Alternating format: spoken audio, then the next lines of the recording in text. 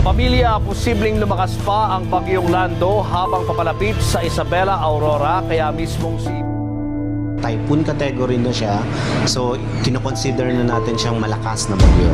Expect pa rin natin na by Sunday early morning yung tama niya, yung sentro or yung eye dito sa may Isabela, Aurora area.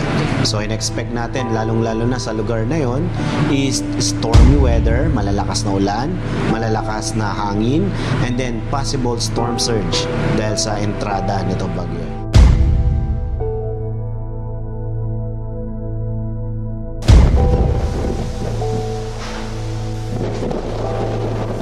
October 17 nang magsimulang humagupit ang bagyong Lando sa lungsod ng Cabanatuan.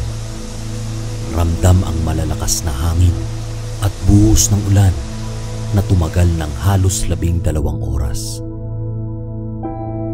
October 18, bandang alas 2 ng hapon, ang kapaligiran ay pansamantalang umaliwalas.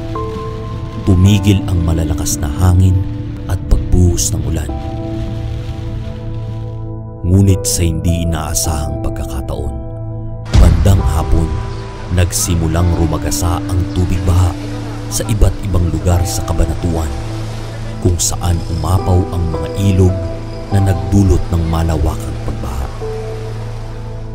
Ano na po sitwasyon dyan sa Cabanatuan, Mayor? At dito po sa Cabanatuan, kung saan ay naging temporarily hindi po pwedeng pasukin po ang buong Cabanatuan for 36 hours. Agad umaksyon ng pamunuan ng lokal na pamahalaan ng Cabanatuan sa pangunguna ni Mayor J. Vergara at Cesar Rescue Team sa pagtulong sa mga lugar kung saan nanalasa ang bagyong Lando. Kabi-kabilang rescue operation ang isinagawa sa iba't ibang barangay na lubos na naapektuhan ng pagbaha. Cabanatuan in particular was reported to be isolated from both directions, north and south.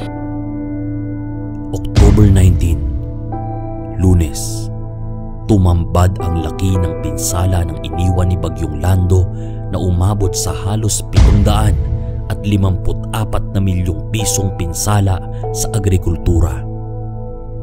Humigit kumulang 1 bilyong pisong pinsala sa infrastruktura. At halos 70,000 pamilyang apektado na kumitil sa buhay ng 2 individual. Binaha ang 75 barangay at umabot sa 15 talampakan ang taas ng tubig sa ilang lugar. Hindi inalintana ang baha at sama ng panahon. Agad umaksyon at nag-ikot si Mayor J. Vergara sa mga barangay na lubos na naapektuhan ng malawakang pagbaha upang alamin ang sitwasyon ng ating mga kababayan. Nagpamahagi ng paunang tulong habang hinihintay ang ayuda galing sa gobyernong nasyonal. Isinantabi ang politika. Yung po ang sinasabi ko, hindi ho ito about Vergara, hindi ho ito about Umali.